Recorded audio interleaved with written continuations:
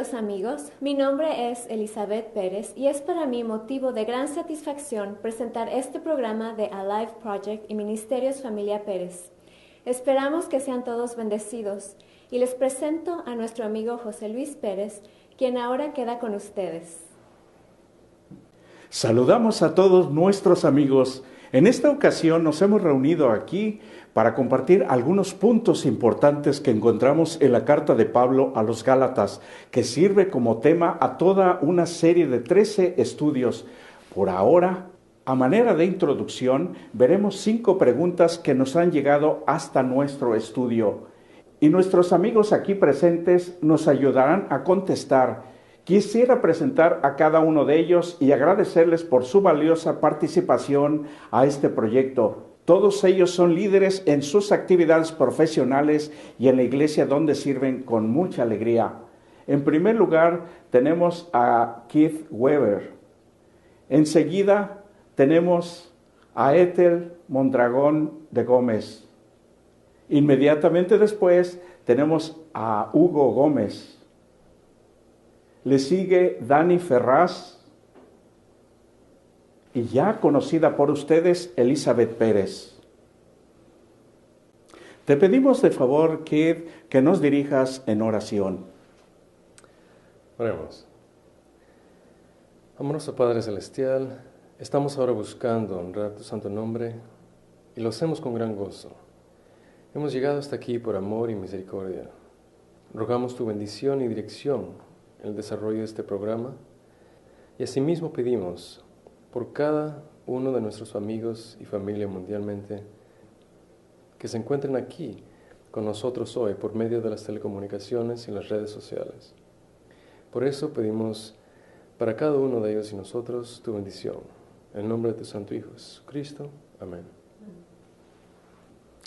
Nuestro objetivo inicial no es entrar en polémicas ni discusiones, sino que de una manera sencilla y amigable nos motivemos a estudiar un poco más la Biblia. El tema general es acerca de la carta de San Pablo a los Gálatas, de quien se ha dicho que junto con la carta a los romanos, también de Pablo, sirvió como inspiración para liberar al pueblo cristiano de siglos de oscurantismo y dio paso a la Reforma Protestante, que en este año se celebrará en Europa el 500 aniversario. Bien, dicho lo anterior, comencemos. Lo haremos a base de preguntas y respuestas. La primera pregunta es para nuestro buen amigo Keith. Pregunta número 1. ¿Por qué es tan importante un correcto estudio de la carta de Pablo a los Gálatas? ¿Y qué aplicación tiene hoy en nuestra vida e iglesia a la que asistimos? Los cristianos convertidos del judaísmo declaraban que la salvación se obtiene por medio del sacrificio de Jesucristo, pero su énfasis era que es necesario además seguir con las leyes, tradiciones, ritos y ceremonias judías para estar completos.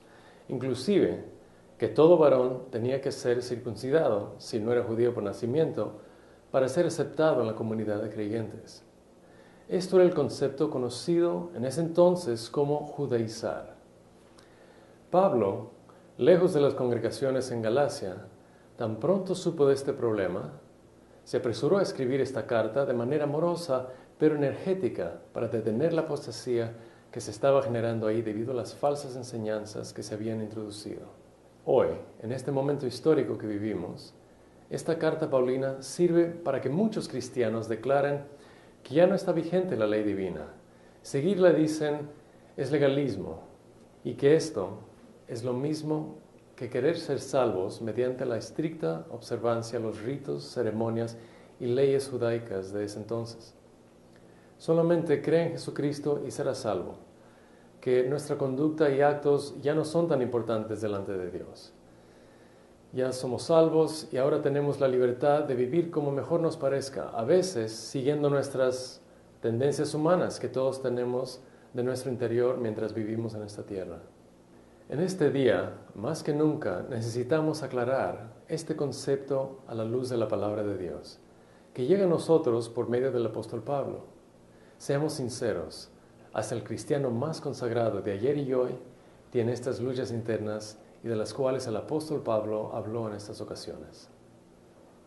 La segunda pregunta es para nuestra querida amiga Elizabeth. Pregunta número 2. ¿Estaba el apóstol Pablo realmente a la altura de los 12 discípulos en autoridad eclesiástica? ¿Por qué es importante la certificación del apóstol Pablo de su llamado a pastorear la iglesia?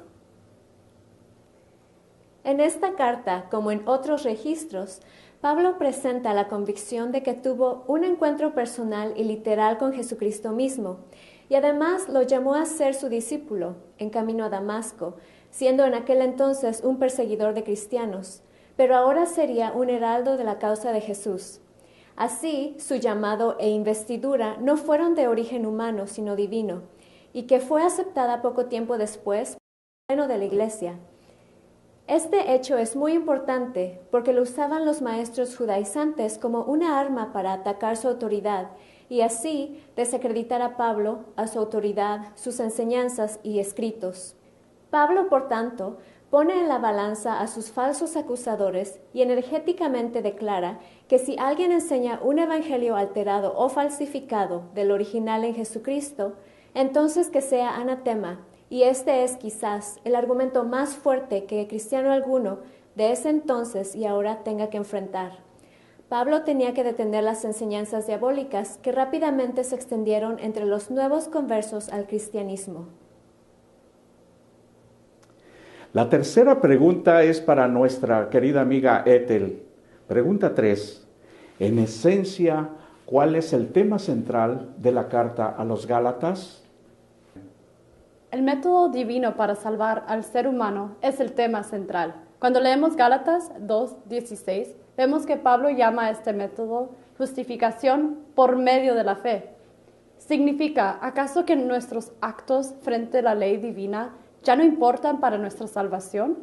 Ya que esto se verá en más detalles más adelante, solo como resumen diremos que la justificación por la fe tiene dos aspectos principales. La primera es la liberación de la muerte eterna, el perdón que Dios otorga al pecador arrepentido y lo justifica a través de los méritos de la vida perfecta y muerte de Jesús por nosotros. La segunda es el poder que Dios nos otorga para no volver a caer en la esclavitud del pecado. Dios no tolera el pecado, pero nos ama. Por eso pagó por nosotros. Pero nos capacita para vivir de acuerdo al propósito original que tenía en mente, el día de nuestra creación. Ese es el ejemplo de vida perfecta dejado por Cristo para que lo sigamos. Por eso nos llamamos cristianos. Así, la justicia de Jesús es aplicada en la vida del creyente para que ahora viva libre de la condenación en una vida nueva, sin pecar. Sería absurdo pensar que Dios nos dé otra oportunidad de vida para seguir con nuestras mismas tendencias egoístas, alejados de Dios. La cuarta pregunta es para nuestro buen amigo Hugo. Pregunta número 4. Si es así de sencillo, ¿por qué todo parece tan complicado en la vida práctica del cristiano? ¿Existe acaso algo más que necesito saber? Muchas gracias por la pregunta. Detrás del escenario de esta vida en que vivimos existe alguien más que encubierto en la oscuridad. Él es rebelde a Dios y originalmente fue expulsado del cielo. Este personaje se ha atrevido a acusar a Dios y a sus leyes de ser injustas y que nadie las puede cumplir. Y este mismo ser se ha encargado de hacer pecar a nuestros antepasados. Cada quien ha tenido oportunidad de elegir a quien obedece. Este ha sido el gran conflicto entre el bien y el mal. En todo lo que el ser humano se haya envuelto, lo quiera o no.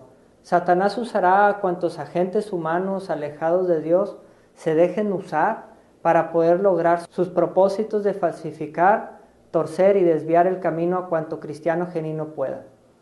Por medio del engaño, la mezcla peligrosa de mitad verdad y mitad mentira, en el estudio que estamos realizando, lo vemos tras las bambalinas por medio de los falsos maestros, los judaizantes, para que sin decir sus verdaderos propósitos, logren confundir y apostatar de la fe a todos cuantos se dejen. Estos decían, no es suficiente creer en Jesús y que es necesario seguir las leyes y tradiciones de origen humano y con la autoridad que no viene de Dios. La quinta pregunta es para nuestro buen amigo Dani.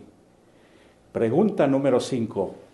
Leyendo Gálatas capítulo 3, verso 11, dice que el justo por la fe vivirá. Y de acuerdo a lo visto hasta aquí, solo la fe en Jesús nos salva. Entonces, ¿por qué es necesario tener una vida buena de acuerdo a la voluntad de Dios? Vale la pena recordar que para muchos es más fácil realizar exteriormente acciones buenas para convencerse a sí mismos o a otros que son buenas personas. Estas acciones, aunque sean buenas en sí, de ninguna manera nos dan crédito delante de Dios para darnos la salvación si antes no hemos entregado la vida a Dios. Las acciones no suplen nuestra falta de fe, ni existe la paz con Dios.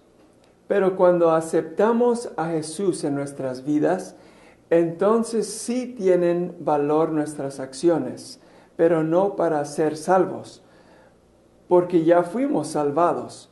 Son ahora evidencias de haber sido transformados por la gracia de Jesús.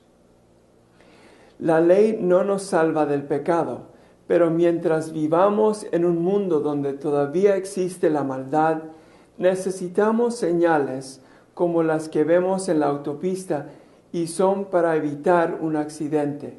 Además, Dios nos necesita como sus testigos para demostrar a todos aquellos que son rebeldes a Dios que sí es posible vivir de acuerdo a la voluntad divina, aún viviendo en un mundo malvado.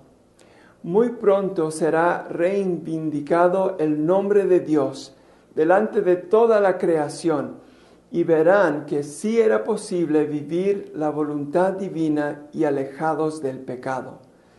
La carta de Gálatas nos da textualmente las listas de acciones de lo que Dios produce por medio de su Santo Espíritu en nosotros y lo que producen aquellos que se mantienen alejados de Dios. En el capítulo 6, verso 11, casi al finalizar su carta, nos dice: no se engañen, Dios no puede ser burlado, todo lo que el hombre sembrare, eso también segará. Como vemos, las acciones cuando hemos sido transformados por Él, sí tienen valor delante de sus ojos. Sobre poco has sido fiel, sobre mucho te pondré. Entra en el gozo de tu Señor. Con esto damos por terminado nuestro programa y los animamos a estudiar más y acercarnos más a Dios y su santa palabra. Es por eso que decimos siempre que hoy es un nuevo día de oportunidad de arreglar nuestras cuentas con Jesús. Él siempre nos ha esperado con sus brazos amorosos abiertos. Que sea Él quien te bendiga. Amén.